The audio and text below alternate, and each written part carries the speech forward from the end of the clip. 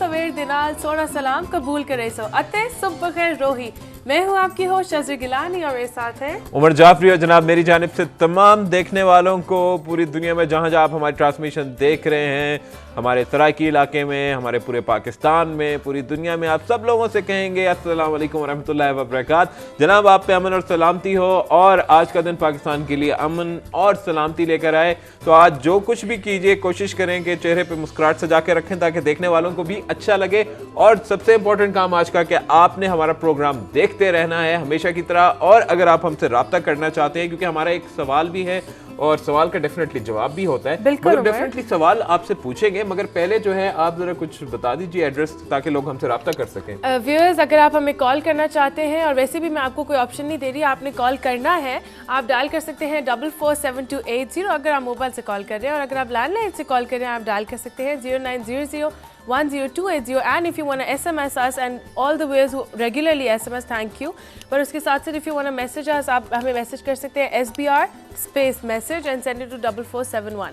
That's right। और उसके अलावा जनाब आपसे जो सबसे इंपॉर्टेंट है, जैसे कहते हैं ना हम जो प्यार मोहब्बत बढ़ाने के लिए कहते हैं कि इसे अगर प्यार मोहब्बत का इजहार करना है तो तोहफे तहाइफ जो है वो देते रहने चाहिए, चाहे इट डजंट मैटर कि तोहफा बड़ा हो या छोटा हो। अगर आपने दिल से दिया है तो वो अपना मुकाम भी रखेगा, जिसे कहते हैं then it matters a lot. तो हम लोगों ने आपसे जो प्यार और मोहब्बत बढ़ाने का तरीका शुरू किया है, आपको गिफ्ट हैम्पर्स भेजते हैं और जिन लोगों को मिले उनको बहुत बहुत हम मुबारकबाद भी देना चाहते हैं। उससे जैसे कहते हैं ना कुछ चीज़ें पाने के लिए कुछ थोड़ा सा तो मेहनत करनी पड़ती है। तो हम लोग आपसे एक सवाल पूछते हैं और आज जो है ये सवाल बड़े मज़े का है।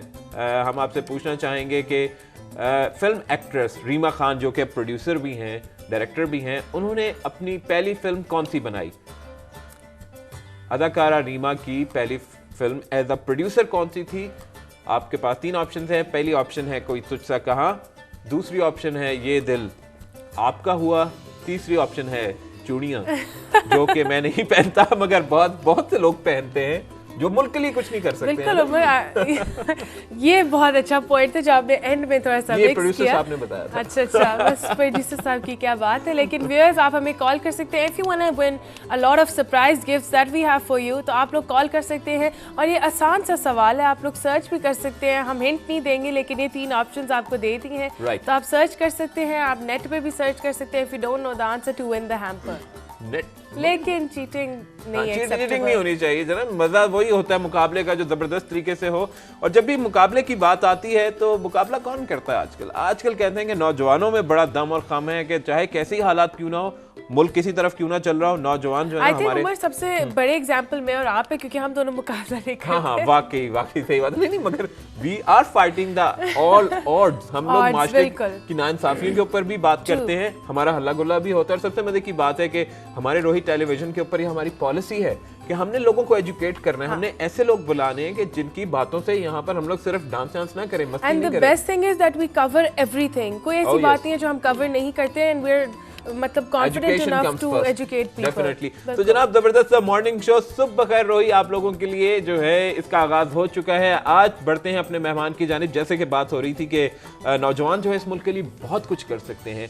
नौजवानों ने और कहते हैं कि जो भी नौजवान जो होते हैं ना वो उस मुल्क का सतून होते हैं किसी भी मुल्क का। तो वो सतून जितने टुगेदर होंगे, जितने इकट्ठे होंगे, जितने स्ट्रांग होंगे, मुल्क भी उतना ही स्ट्रांग होगा। पाकिस्तान को अपने नौजवानों से बहुत जैसे कहते हैं उम्मीदें हैं। कायद आज़म को भी बहुत उम्मीदें थी उस वक्त के नौजवानों ने उस वक्त के लीडरों के साथ मिलकर पाकिस्तान हासिल किया। इकबाल को जो कि हमारे कौमी शायर हैं, उन्हें नौजवानों से बहुत ही उम्मीदें थी। आज एक इकबाल का शाहीन हमारे पास मौजूद है, इनसे बात करते हैं। हमारे पास मोहम्मद सलीम चौधरी हैं, उन्हें खुशामदीद कहना चाहेंगे। पाकिस्तान यूथ पार्लियामेंट से ताल्लुक़ है इनका एंड मिनिस्टर हैं एजुकेशन के पाकिस्तान यूथ पार्लियामेंट के। अस्सलाम वालेकुम जी। अस्सलाम वालेकुम। कैसे हैं आप? अल्हम्दुलिल्लाह जी, अल्लाह का शुक्र। How do you feel coming over here? बहुत खुशी महसूस हो रही है क्योंकि मैं इस स्टूडेंट लाइफ में और एज अ यूथ मिनिस्टर मैं तमाम टीवी चैनल्स पे बात कर चुका था, लेकिन रोही टीवी चैनल हमारे इलाके में साउथ पंजाब में बड़े अच्छे तरीके से देखा जाता है। जी। तो यहाँ से बात करके बहुत खुशी महसूस हो रही है आज। अच्छा चलिए, ये तो बड़ी अच्छी बात है। और किस इलाके से आप बात कर रहे हैं? कि मेरा इलाका साउथ पंजाब में भावलपुर से मेरा ताल्लुक है, माशाल्लाह। अच्छा। क्योंकि वो सराकी इलाके के लिहाज से भी काफ़ी उसका नाम है। भावलपुर की बहुत हिस्ट्री है वहाँ पे, अगर आप देखें बहुत हिस्टोरिकल जगह हैं जिनका लोगों को पता ही नहीं है वहाँ पे, और स्पेशली नवाब ऑफ भावलपुर के हवाले से उनकी जो कुछ वहाँ पे बाकियात मौजूद हैं उनकी प्रॉपर्टी की सूरत में, या जो उन्होंने गवर्नमेंट को डोनेट कर दी थी, अगर वो आप देखने हैं, इट्स अ वेरी बिग, बहुत बड़ा विरसा है वहाँ का सराकी इलाके का। तो अच्छा मुझे ये बताएं कि कितने अरसे से आप मुंसलिक हैं पाकिस्तान यूथ पार्लियामेंट से? यूथ पार्लियामेंट का ड्यूरेशन 1 साल का होता है, और पिछले साल मैं अक्टूबर में सिलेक्ट हुआ था, फिर नवंबर में हमारा 2009 नवंबर में हमारा पहला सेशन हुआ इस्लामाबाद में, जो कि मैं इस्लामाबाद भी फर्स्ट टाइम आया, और साउथ पंजाब को मैं रिप्रेजेंट कर रहा था। और पिछले साल नवंबर से लेकर अब तक हमारे 6 सेशंस हो चुके हैं, और इसका 1 ईयर ड्यूरेशन होता है हमारी यूथ पार्लियामेंट ऑफ पाकिस्तान का। अच्छा, तो आपके कैसे जहन में कैसे ख्याल आया कि आपने यूथ के लिए कुछ करना है, बिकॉज यू वर स्टडीइंग उस वक्त, तो क्या सोचा कि we should join the youth ये पार्लियामेंट? आपने बहुत अच्छा सवाल पूछा। इसका जवाब देने से पहले मैं कुछ पीछे जाना चाहूँगा कि जब मेरा ताल्लुक समासटा से है, भावलपुर का एक ये छोटा सा इलाका, बैकवर्ड एरिया कहूँगा मैं, लेकिन टैलेंट वहाँ पर बहुत है, लेकिन आगे नहीं आने दिया जाता, कोई प्लेटफॉर्म नहीं इस तरह वाला। तो मेरा जब 2007 में यूनिवर्सिटी में एडमिशन हुआ, तो उमर आप इस बात को अच्छा, आप किस यूनिवर्सिटी में पढ़ रहे थे? मैं इस्लामिया यूनिवर्सिटी भावलपुर में इलेक्ट्रिकल इंजीनियरिंग का फाइनल ईयर का स्टूडेंट हूँ। बहुत और रिस्पेक्टेड यूनिवर्सिटी जी है, बिल्कुल, आप साउथ पंजाब के बड़ा नाम है उसका। मैं ये बताना चाह रहा, जब 2007 में मेरा एडमिशन हुआ यूनिवर्सिटी में, तो यकीनन आप इस बात को मानेंगे कि जब यूनिवर्सिटी में कोई स्टूडेंट होता है तो वो मेच्योर होता है, हाँ। कुछ हद तक कह लें। या तो जब मैं यूनिवर्सिटी में एडमिशन हुआ तो मैं अपने इलाके से आता जाता था, तो फिर मैंने जो मेरे स्टूडेंट्स मैट्रिक तक थे, 10th क्लास तक मेरे स्टूडेंट्स थे, वो FSC भी नहीं कर पाए। यूनिवर्सिटी में जब मैं आया तो मैं कुछ देखा, मैंने कहा मेरे जो टैलेंटेड स्टूडेंट थे, मेरे क्लास फेलोज़, वो आगे क्यों नहीं आ पाए। तो और सबसे बड़ा प्रॉब्लम मेरे इलाके का, जो भावलपुर सिटी दूर था आने जाने का, वहाँ पर कॉलेजेस भावलपुर में है, मेरे कॉन्स्टिट्यूंसी 184 कॉन्स्टिट्यूंसी में पूरे पाकिस्तान की सबसे बड़ी कॉन्स्टिट्यूंसी है, वहाँ पर कॉलेजेस, स्पोर्ट्स कम्प्लेक्स नौजवानों के लिए इस किस्म का कुछ भी नहीं था।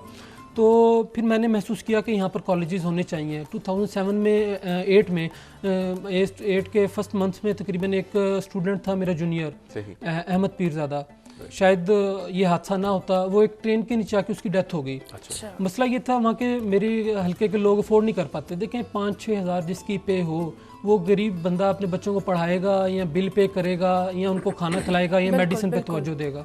वो स्टूडेंट की डेथ हो गई तो एक हमारे हल्के में कहराम मच गया। खाली आंसू बहाना ही मेरे नज़दीक कोई स्टेप नहीं है, आपको उससे कुछ सीख कर कुछ करना चाहिए, आगे बढ़ना चाहिए। फिर मैंने जब महसूस किया कि सब रोए और चुप कर गए, मैंने कहा ये हल नहीं है इसका। जब मैंने पीछे माजी में देखा, क्योंकि मेरी उम्र उस वक्त 22 साल थी, तो मैंने जब माजी में देखा हर साल यूँ हादसा वहाँ पर पेश आते हैं। अच्छा। तमाम पार्लियामेंटेरियंस, डिस्ट्रिक्ट गवर्नमेंट, ब्यूरोक्रेट्स आते हैं और दुआ की और चले गए, कोई स्टेप नहीं उठाया। मेरी कॉन्स्टिट्यूंसी का 40 साल से प्रॉब्लम था ये, जब मेरी उम्र 22 साल थी। तो मैंने फिर आवाज़ बुलंद की, मैंने अपने कॉन्स्टिट्यूंसी के जितने मेरे यूनिवर्सिटी के भावलपुर के जो स्टूडेंट्स थे सबको इकट्ठा किया। मैंने 600 स्टूडेंट्स को इकट्ठे करके भावलपुर में स्ट्राइक की, पूरा मन जुलूस निकाला। उन दिनों में खुदकुश हमलावर बहुत ज़्यादा थे और मुझे बड़ा प्रेशराइज किया गया, जी कोई खुदकुश हमलावर आगे उड़ा देगा आपको। फिर मैं स्टूडेंट था, DIG के पास गया। अच्छा। उन्होंने अंदर नहीं जाने दिया, लेकिन फिर मैंने उनसे रिक्वेस्ट की, देखें मैं यूनिवर्सिटी के स्टूडेंट हूँ, आप गलत कर रहे हैं, हमारी बात सुने। फिर उन्होंने बात सुनी, मैंने कहा देखें जी, अगर अकेले गए थे आप बकायदा? मैं अपने 2 स्टूडेंट को साथ लेकर गया, 2 स्टूडेंट्स को, यानी आप 2 से 200 बन गए वहाँ पे? 600 बन गए सर, 200 तो बहुत कम है। अच्छा। फिर मैं 2 स्टूडेंट को साथ लेकर गया वहाँ पर। उन्होंने, मैंने कहा जी देखें आप इजाज़त देते हैं तो ठीक है, इस पे साइन कर दें, नहीं देते हैं तो मैं जाके मीडिया में ही पेश दे रहा हूँ। मैं यहाँ पर नाम लेना चाहूँगा, राना अब्दुल सलाम साहब, भावलपुर प्रेसिडेंट थे प्रेस क्लब के। उस बंदे का बड़ा एहसान है, उसने मुझे हमेशा सपोर्ट की हर जगह। वो कहता था बेटा आप ये कॉन्स्टिट्यूंसी के प्रोजेक्ट्स नहीं, आप पाकिस्तान के लिए बहुत कुछ कर सकते हो।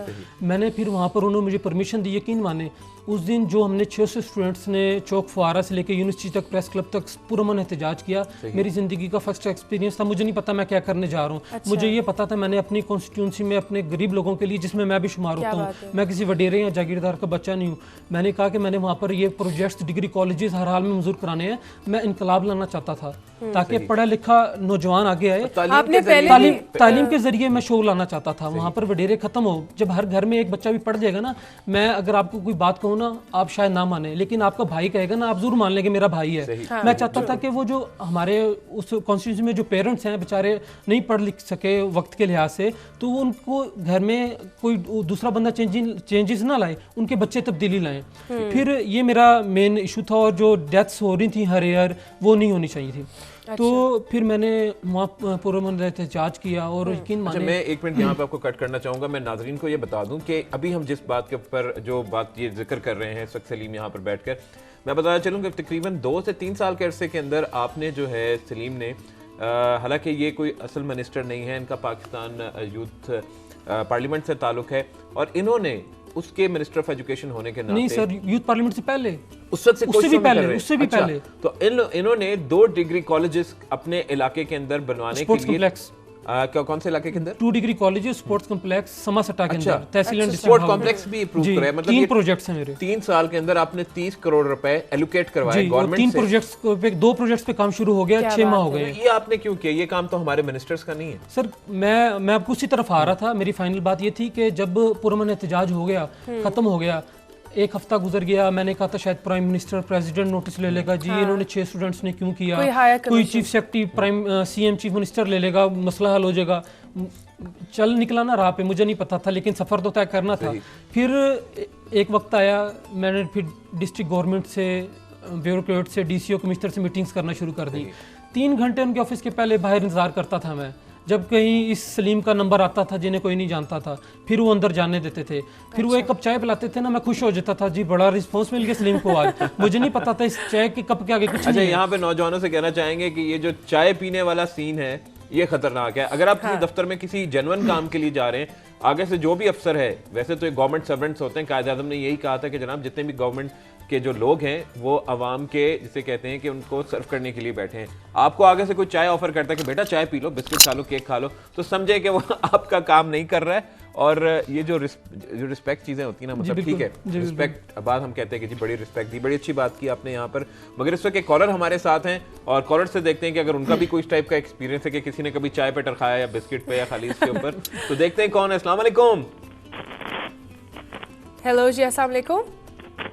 लाइन पर मौजूद है मगर फोन का गला साफ करें। कोई बात नहीं, आप जाग जाए फिर बात करें हमारे से, और दोबारा ट्राई करें डेफिनेटली। और मगर फिलहाल इस वक्त जो है, जब तक लोग दोबारा ट्राई करते हैं, हम लोग सलीम से मज़ीद बातें करेंगे। और वैसे भी उमर सलीम ने पहले बहुत प्यारी बात की शुरू में, जब ये कह रहे थे, मैं बहुत क्या कहते हैं इंस्पायर हुई कि हम सब खा लेते हैं अच्छा, पहन लेते हैं अच्छा, बात अच्छी कर लेते हैं, लेकिन बहुत कम ऐसे होता है कि हम दूसरों के लिए कुछ काम करें। एग्जैक्टली जनाब, दूसरों के लिए बहुत कुछ होगा। रोही टीवी आप सबके लिए बहुत कुछ कर रहा है। सबसे पहले सुबह खैर रोही में आप लोग बहुत कुछ देखते हैं, एजुकेशन आपको हासिल होती है, इन्फॉर्मेशन मिलती है, but right now it's time for a break. और ब्रेक के बाद जब वापस आएंगे तो मज़ीद गुफ्तगू होगी और आप लोग telephone calls, so don't go anywhere, keep it locked, we'll be back.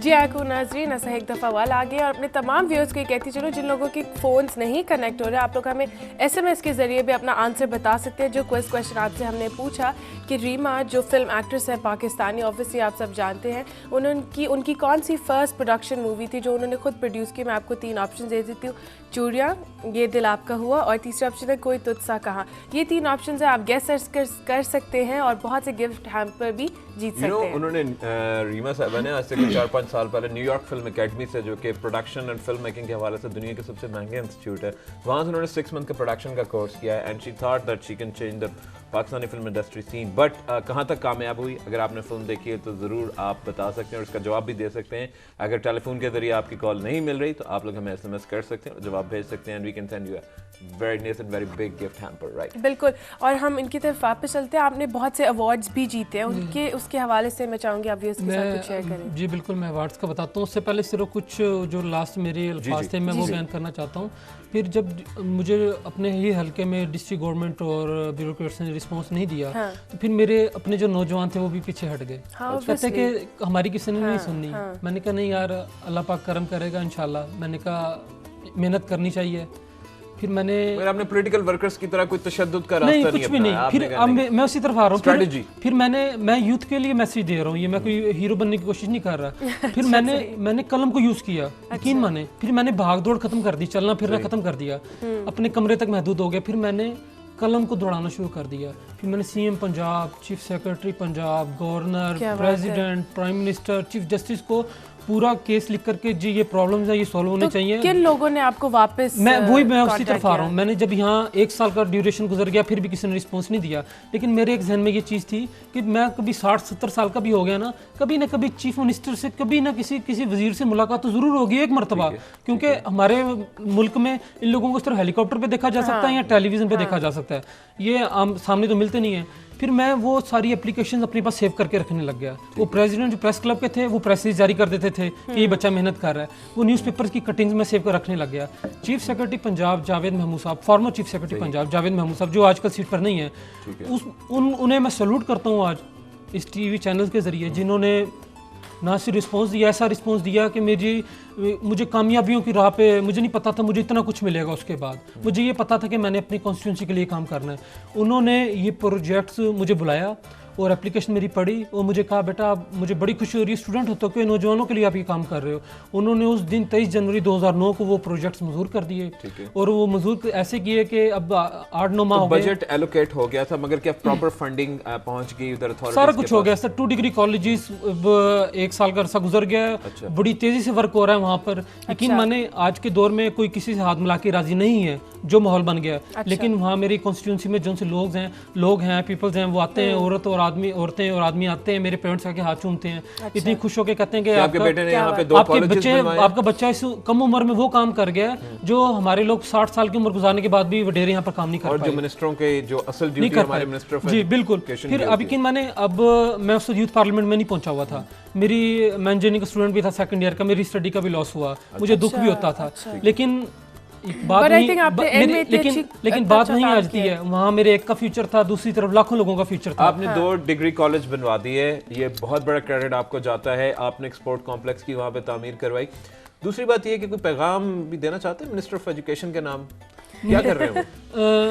मैं मैसेज ये देना चाहूँगा मिनिस्टर फॉर एजुकेशन, बल्कि पाकिस्तान के अंदर जो प्रॉब्लम है, मिनिस्टर ऑफ एजुकेशन इनसे कुछ सीखना चाहते हैं तो मेरे ख्याल में वो सीख सकते हैं। बल्कि मिनिस्टर ऑफ एजुकेशन का नहीं, मैं बल्कि पूरे मिनिस्टर ऑफ एजुकेशन का भी कसूर नहीं है। अच्छा। पूरा सिस्टम चेंज करना पड़ेगा। पूरा सिस्टम चेंज करने के लिए आज 2 चीज़ें पावर में हैं। ठीक है। आप कह सकते हैं, पहला जस्टिस, ठीक है, दूसरा मीडिया, राइट, तीसरी चीज़ क्या होनी चाहिए? इलेक्शन कमीशन ऑफ पाकिस्तान को पावरफुल होना चाहिए। वो कैसे? अगर आज एक 2 नंबर बंदा इलेक्शन जीतता है, देखिए अगर आपकी जुडिशरी पावरफुल होगी, जो कि अब ऑलरेडी बहुत पावरफुल और मुस्तहकम हो चुकी है, तो already election commission of Pakistan को बैक करेगी। अब ये देखें प्रॉब्लम कहाँ पर आ रहा है। अगर एक 2 नंबर बंदा किसी भी जाली तरीके से जीतता है, इलेक्शन विन करता है, आप फिर कहते हैं कि जी देखें वो बंदा गलत था, लोगों ने क्यों जिता दिया। लोग मजबूर हैं, 6000 में गुजारा नहीं होता, वो वडेरा है वहाँ पर, उनका दाना पानी राशन बंद कर देगा, उन्होंने वहाँ सर्वाइव करना है। ठीक है। उसके इलेक्शन विन करने से पहले प्रॉब्लम क्या है? इलेक्शन कमीशन ने क्यों परमिशन दी? इलेक्शन कमीशन पावरफुल हो जाए, हमारे पूरे मुल्क का सिस्टम चेंज हो जाएगा। रियली थिंक ये इलेक्शन कमीशन डिसाइड करता है कि कौन आएगा? नहीं, कि किसके कागजात अप्रूव करने, कागजात नामजदगी बिल्कुल एक अच्छे बंदे को इलेक्शन कमीशन करता है ना। ये एक इलेक्शन कमीशन इलेक्शन लड़ने की इजाजत देता है। एक ऐसे हमारे पास एक कॉलर मौजूद है, उन देखते हैं कि कौन है, क्या कहना चाहते हैं। अस्सलाम वालेकुम। अस्सलामुअलैकुम। अस्सलाम अस्सलाम मलिक साहब, कैसे हैं आप? शुक्र है अल्हम्दुलिल्लाह, शुक्र है अल्हम्दुलिल्लाह। आप कल कहाँ गायब थे? आपने कल हमें फोन नहीं किया। बस उसकी गैर हाजिरी की माजरत। सब ठीक ठाक है? वो भी इंसान नहीं होता जो अपनी गलती को ना माने। क्या बात है, बिल्कुल सही। बहुत खूबसूरत बात की है मलिक साहब। क्या गलती हो इंसान को माननी चाहिए कि ये मेरी गलती है। जो लोग नहीं मानते, आप देखें कि वो कहाँ पहुँचे, और अल्हम्दुलिल्लाह आपने इतना खूबसूरत मेहमान बुलाया हुआ है। जी जी, क्या कहना चाहेंगे? ऐसे लोगों का दिल खूबसूरत होता है, जो अपने दिल पे और अल्लाह ताला की इबादत में हर वक्त करते हैं, तो उनके दिल में ये सारे जज्बे होते हैं। मैं आपको बताऊं कि ईदी खां वेलफेयर जो जब ये बना था तो 6000 कुछ रुपए उसके पास थे। सही। और उसने जी मलिक साहब जी, उनके पास 6000 कुछ रुपए थे और उसने अपना काम शुरू किया। और आज अल्लाह की मेहरबानी से आप उनका एक इनाम बने। हमें कोशिश करनी चाहिए, अल्लाह ताला मदद करने वाला है। असल में हम किसी की जो मदद करते हैं ना, तो अल्लाह मियां हमारी मदद करता है।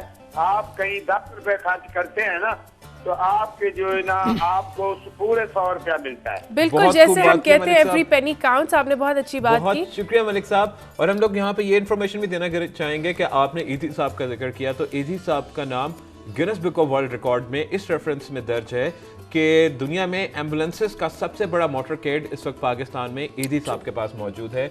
और अब उन्होंने बड़े सही बात की कि आप देखें, अभी मलक साहब ने ये बात की कि आप दूसरों के लिए अच्छा काम करते हैं तो अल्लाह ताला आपका साथ देने लग जाता है। आप यकीन माने, इस सलीम को भावलपुर के एरिया में नहीं कोई जानता था, सही शायद इस्लामाबाद में कोई घुसने ना देता।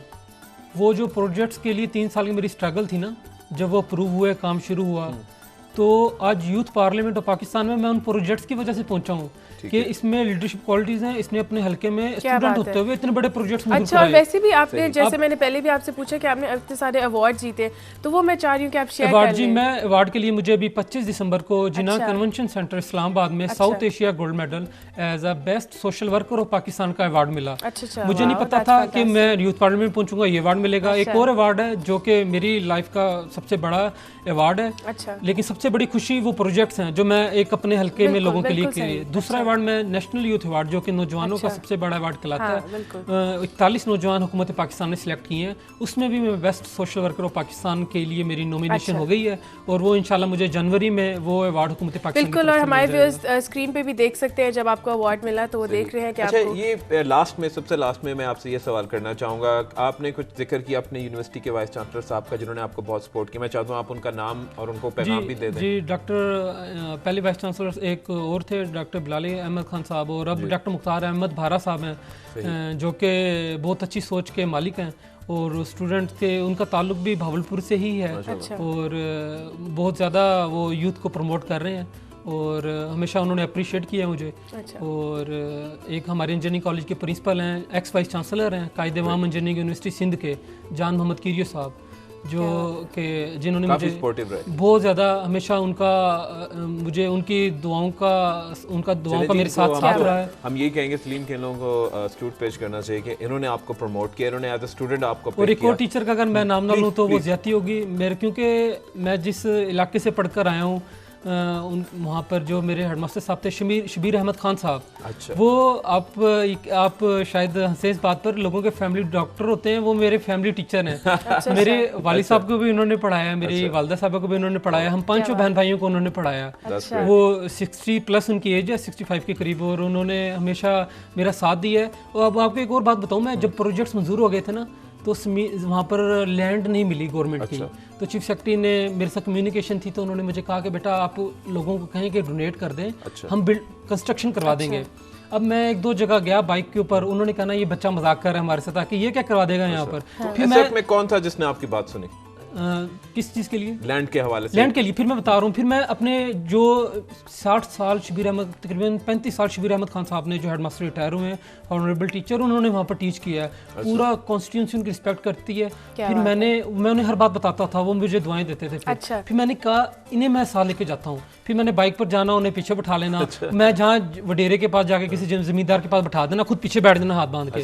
फिर उन्होंने कहना कि जी इस तरह ये प्रूव हो गया, देखिए कितना पुराना मसला है, बच्चे ट्रेनों के नीचे आके मर जाते हैं, टैलेंट है, देखें आपको सदका जारिया मिलेगा। तो किसने फाइनली बात सुनी सवाल? फिर फाइनली 2 जमींदार राजी हुए। और फिर उन्होंने फिर वक्फ करने पर राजी हुए वो। फिर चीफ सेक्रेटरी पंजाब की बड़ी मेहरबानी है कि जिन्होंने फिर थोड़ा सा दूसरे वे पर जाके करने पर राजी हुए। मैं सलीम यही कहना चाहूँगा कि हम इन सब लोगों का बहुत शुक्रिया अदा करना चाहते हैं कि जिन्होंने वहाँ पर 2 डिग्री कॉलेज और एक्सपोर्ट कॉम्प्लेक्स की तामीर में मदद की। और बहुत शुक्रिया आप लोगों का, स्पेशली आपका शुक्रिया अदा करना चाहते हैं कि आप यहाँ पर तशरीफ लाए। नौजवानों को एक मैं मैसेज देना चाहूँगा। मैसेज आपसे देना चाहेंगे। मैसेज मेरा ये है कि अगर आप आज पाकिस्तान में MBBS इंजीनियरिंग या कोई भी अच्छी डिग्री ले रहे हैं, अगर नौजवानों में जो आज मैं जब नौजवानों की महफिल में बैठता हूँ तो मुझे ये चीज़ सुन के बड़ा दुख होता है। वो कहते हैं पाकिस्तान के अंदर कुछ भी नहीं है, ये फलां है, करप्ट है, बाहर जाते हैं, यूरोप जाते हैं। ये ख्वाब बन गया हमारे नौजवानों का। देखें, मैं नौजवानों को ये मैसेज देना चाहूँगा, अगर आज ये प्रॉब्लम है, करप्शन है, कुछ भी है ना, उसमें पाकिस्तान का कसूर नहीं है। एक तबके का ज़रूर कसूर हो सकता है। हमारी पहचान ये मट्टी है, आप यूरोप जाएं, अमेरिका जाएं, बरतानिया जाएं, जहाँ मर्जी जाएं, एजुकेशन हासिल करें, लेकिन वापस ज़रूर यहाँ आएँ। देखिए ज़िंदगी का कोई पता नहीं है, शायद ये लम्हा है, अगला लम्हा ना हो। कुछ ऐसा कर दें अपनी मिट्टी के लिए कि फख्र हो आपको भी। क्या बात है, दैट्स द स्पिरिट। क्या बात है, and we would really appreciate like, बल्कि हमने बहुत शुक्रिया भी करना चाहेंगे आपका कि आप यहाँ स्टूडियो में तशरीफ लाए हमारी दावत पर। तो जनाब हमारे साथ मौजूद है मोहम्मद सलीम चौधरी, जो कि मिनिस्टर फॉर एजुकेशन हैं पाकिस्तान यूथ पार्लियामेंट के। इनके क्रेडिट पर यह बात है कि इन्होंने अपने इलाके में 2 डिग्री कॉलेज का क्याम इनकी वजह से अमल में आ रहा है, एक्सपोर्ट कॉम्प्लेक्स वहाँ पर बन रहा है, इनकी कोशिशें हैं। और इसी तरह के कोशिशें आप सब लोग भी कर सकते हैं, सिर्फ ये है कि घरों से निकलिए, जस्ट सारा दिन जस्ट सिटिंग ऑन इंटरनेट और ये चीज़ें they won't help you. But right now अभी एक वक्त हो जाता है एक ब्रेक का, ब्रेक के बाद वापस आएंगे तो हमारे पास कुछ मजीद गेस्ट होंगे। So stay tuned, don't go anywhere, keep it back.